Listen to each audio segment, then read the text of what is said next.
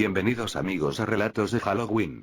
El plan de disfrazarse y salir de fiesta en Halloween ha quedado descartado este 2020 debido a las restricciones sanitarias para intentar frenar el coronavirus. Sin embargo, siempre quedarán los planes de sofá, mantita y sustos.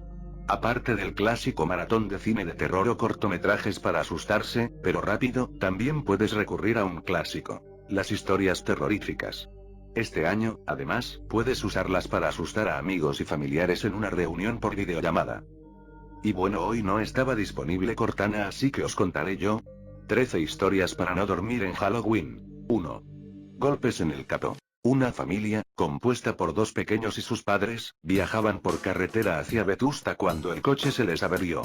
Los padres salieron a buscar ayuda y, para que los niños no se aburrieran, les dejaron con la radio encendida. Cayó la noche y los padres seguían sin volver cuando escucharon una inquietante noticia en la radio. Un asesino muy peligroso se había escapado de un centro penitenciario cercano a Vetusta y pedían que se extremaran las precauciones. Las horas pasaban y los padres de los niños no regresaban.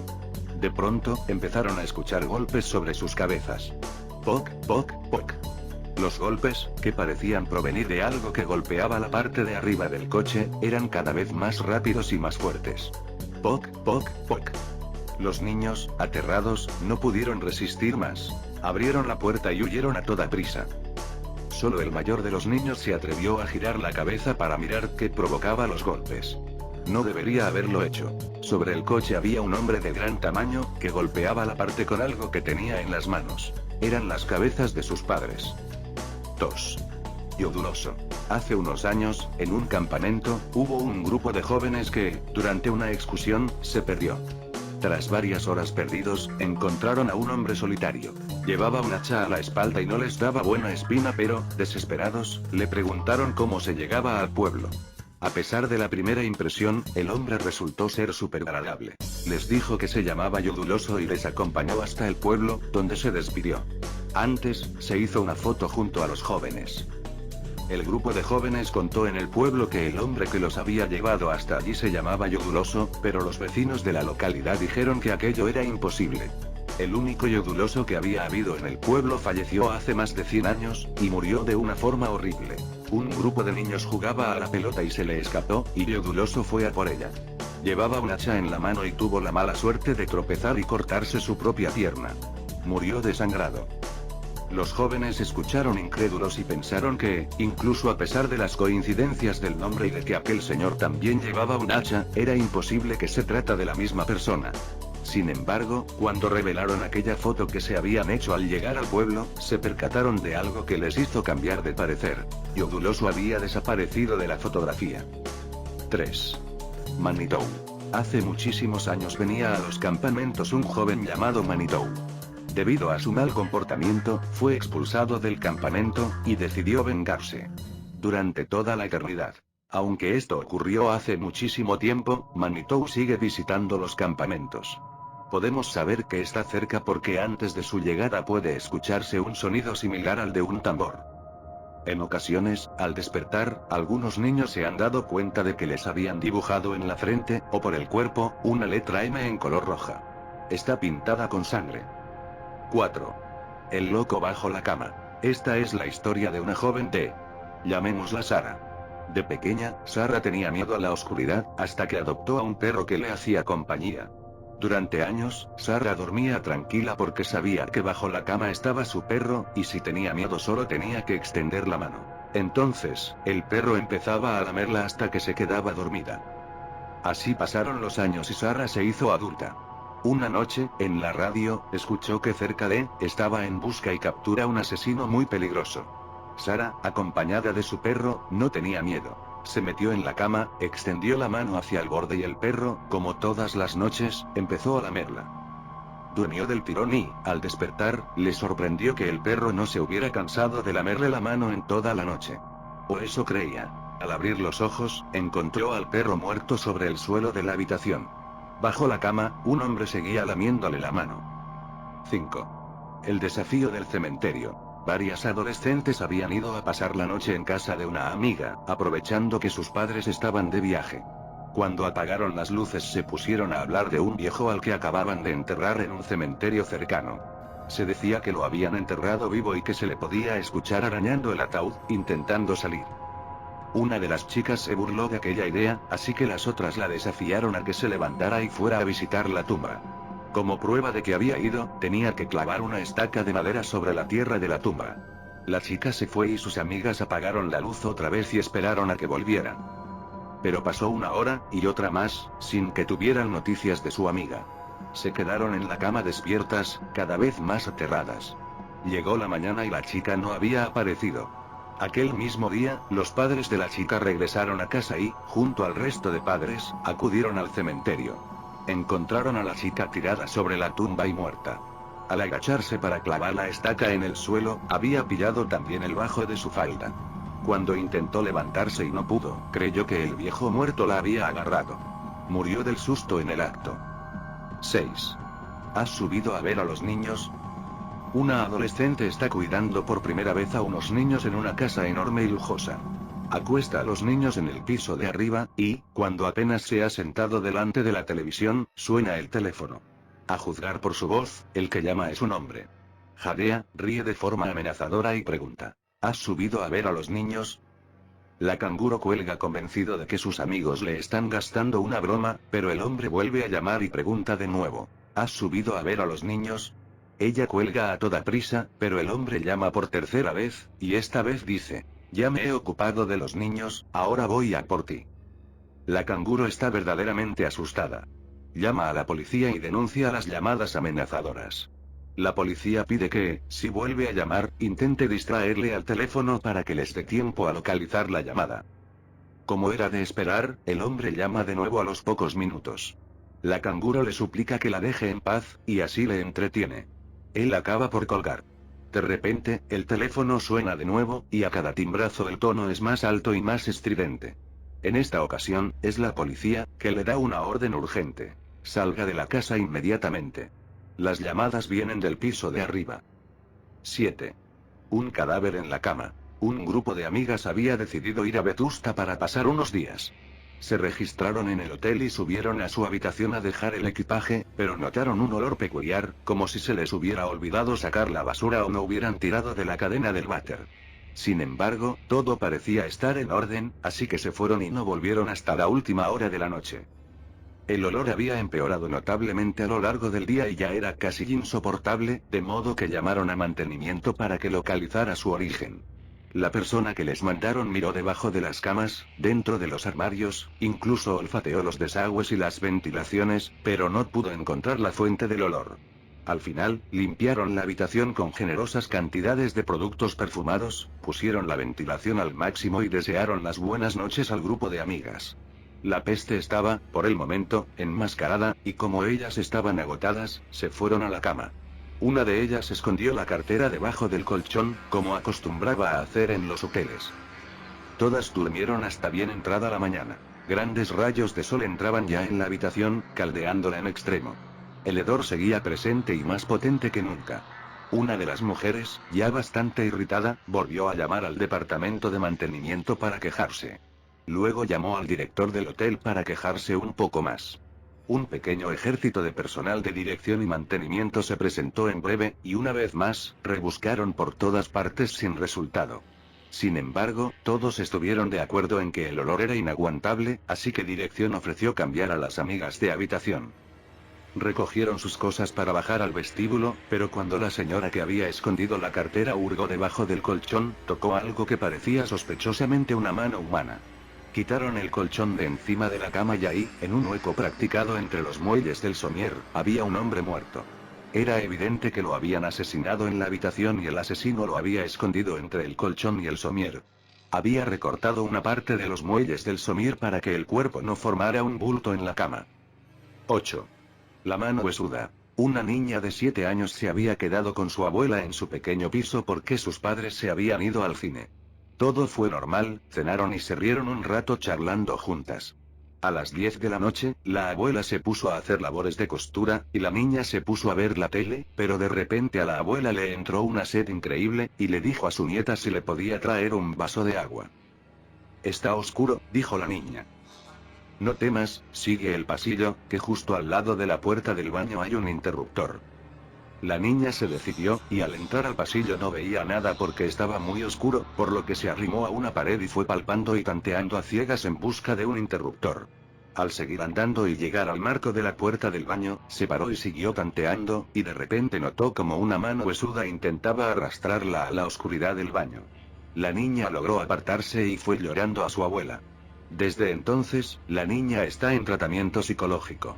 ¿Qué pasó, si solo estaban ellas dos en la casa y la abuela estaba en el salón cosiendo? 9. ¿Quién apagó las psicofonías? Lo que me dispongo a relatar es absolutamente verídico y relativamente reciente, me ocurrió a mí hace aproximadamente 6 meses. A mí el mundo del espiritismo, las psicofonías y demás me produce mucha curiosidad, pero a la vez me asusta. Un compañero de clase me proporcionó un CD que tenía grabadas algunas psicofonías. Mi hermano me propuso llevarme un portátil para escuchar el CD mientras se duchaba, y así lo hicimos. Antes de escuchar la primera psicofonía, una voz presentaba el CD y hacía una advertencia. Nunca lo escuchen a oscuras. En ese momento, para asustar a mi hermano, apagué la luz del cuarto de baño y él gritó: «Enciende la luz». Cuando la encendí, el disco ya no sonaba. Alguien le había dado al stop. Yo no fui, de eso estoy seguro porque tenía el dedo en el interruptor de la luz, y mi hermano tampoco, estaba dentro de la bañera ya más de 2 metros del portátil. ¿Quién apagó las psicofonías? No lo sé, y no estoy seguro de querer saberlo. 10. Ven a jugar conmigo. Hace un tiempo, una amiga mía y yo decidimos hacer espiritismo por primera vez, ya que nunca antes nos habíamos atrevido a hacerlo. Llamamos a otras 2 amigas para que nos acompañaran, ya que a mí me habían dicho que probablemente con solo 2 personas sería más difícil que pasara algo. Nos costó trabajo convencerlas, pero al final cedieron. Lo preparamos todo y, un poco asustadas, comenzamos a hacer la ouija.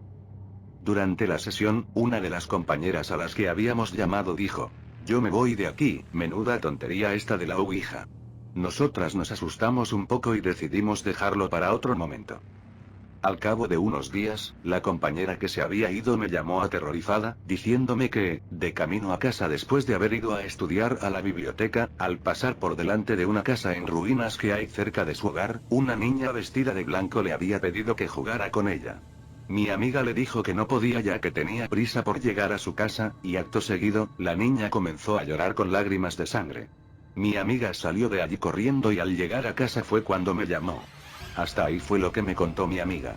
En un principio me lo tomé a broma, pero algo me hacía pensar que mi amiga hablaba muy en serio. En mi habitación comencé a darle vueltas al asunto y me acordé del día en que habíamos hecho espiritismo y de las malas maneras con las que mi amiga se había retirado. Pensé que no tendría nada que ver y me dormí. Al día siguiente esa misma amiga me llamó porque iba a quedarse sola en casa estudiando y tenía miedo, así que decidí acompañarla ya que yo tenía también que estudiar. Cogí un autobús y, ya en su casa, nos pusimos a estudiar. De repente, oímos a nuestra espalda un ruido como de arañazos. Las 2 miramos y comprobamos horrorizadas que la niña que ella me había descrito estaba sentada sobre la cama de mi amiga, arañando la pared. Salimos corriendo de la habitación y al llegar a la puerta observé que mi amiga no estaba, pero yo estaba demasiado asustada para esperarla. Un rato después, la policía llamó a mi casa informándome de que mi amiga había muerto de un ataque de asma. La habían encontrado en las escaleras de su casa, con una expresión de terror en su cara.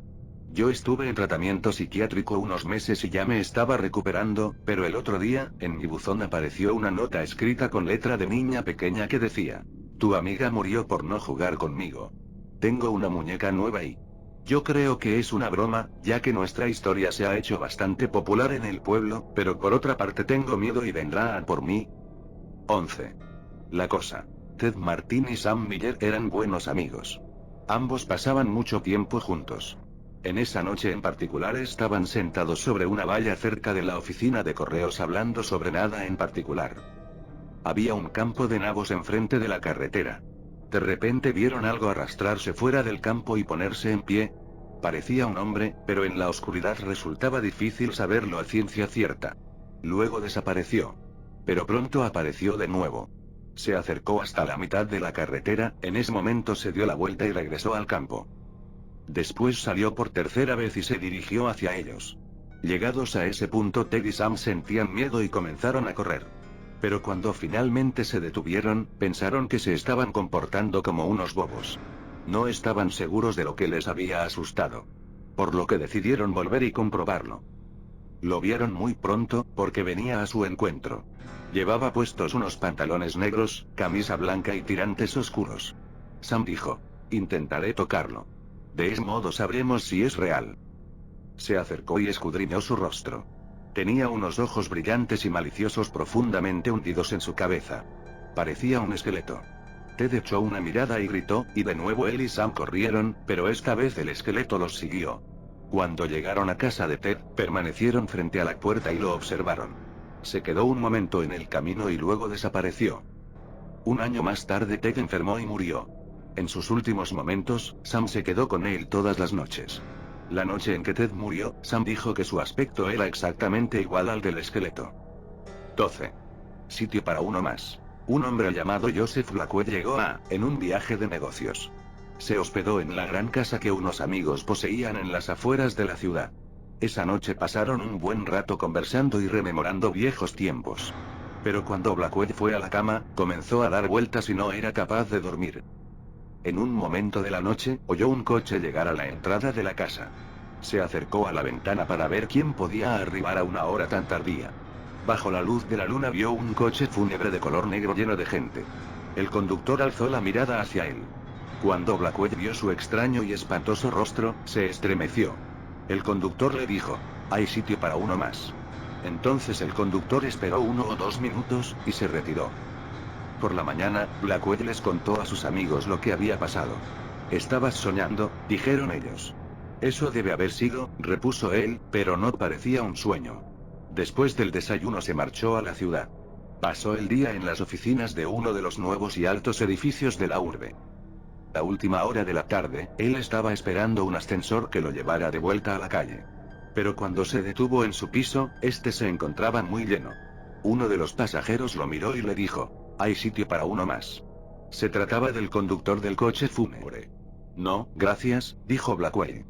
«Esperaré al siguiente». Las puertas se cerraron y el ascensor empezó a bajar. Se oyeron voces y gritos, y un gran estruendo. El ascensor se había desplomado contra el fondo. Todas las personas que habían a bordo murieron. 13. Anillos en sus dedos. Daisy Clark había estado en coma durante más de un mes cuando el médico dijo que finalmente había muerto. Fue enterrada en un fresco día de verano en un pequeño cementerio a 1,5 kilómetros de su casa. «Que descanse siempre en paz», dijo su marido. Pero no lo hizo. A última hora de la noche, un ladrón de tumbas con una pala y una linterna comenzó a desenterrarla. Como la tierra seguía estando suelta, llegó rápidamente al ataúd y lo abrió. Su presentimiento era cierto. Daisy había sido enterrada portando 2 valiosos anillos. Un anillo de bodas con un diamante y un anillo con un rubí que brillaba como si estuviera vivo. El ladrón se arrodilló y extendió sus manos dentro del ataúd para arrebatar los anillos, pero estaban totalmente adheridos a sus dedos. Así que decidió que la única manera de hacerse con ellos era cortando los dedos con un cuchillo. Pero cuando cortó el dedo con la alianza, este comenzó a sangrar, y Daisy Clark comenzó a moverse. De repente, ella se sentó. Aterrorizado, el ladrón se puso en pie. Golpeó accidentalmente la linterna y la luz se apagó. Podía oír a Daisy salir de su tumba. Al pasar junto a él en la oscuridad, el ladrón se quedó allí congelado de miedo, aferrando el cuchillo con la mano. Cuando Daisy lo vio, se cubrió con su sudario y le preguntó: «¿Quién eres?». Al escuchar hablar al cadáver, el ladrón de tumbas corrió. Daisy se encogió de hombros y siguió caminando, y no miró hacia atrás ni una sola vez. Pero llevado por su temor y confusión, el ladrón huyó en la dirección equivocada. Se lanzó de cabeza en la tumba aún abierta, cayó sobre el cuchillo que llevaba en su mano y él mismo se apuñaló. Mientras Daisy caminaba hacia su hogar, el ladrón se desangró hasta morir. Espero que os haya gustado, Frikimaniacos, un saludo y que no os coman esta noche.